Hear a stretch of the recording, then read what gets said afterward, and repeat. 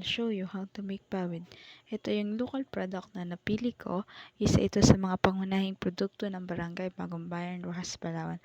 Ang process sa paggawa ng pawid ay una mangunguha ka ng dahon ng nipa and then gumawa ng pipis o tinatawag na orok sa kuyunan. And then, kumuha ng isang buho para gawing pawiran.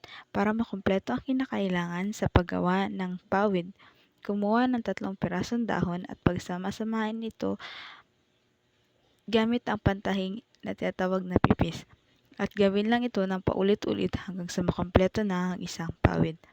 Ang isang pawid ay nagkakahalaga ng 1.50. Kapag binili mo naman ito ng 10 piraso ay nagkakahalaga ito ng 30 pesos.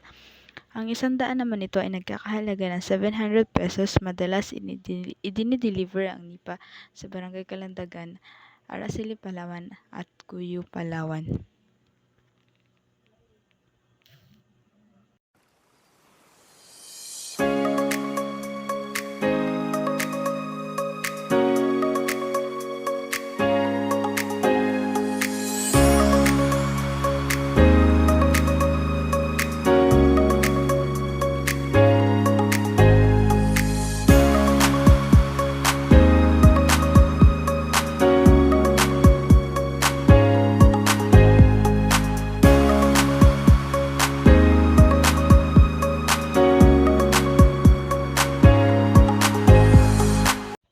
Kapag nipa or pawid ay hilaw, ito ay kulay green. Kapag ito naman ay tuyo na, ay kulay dilaw.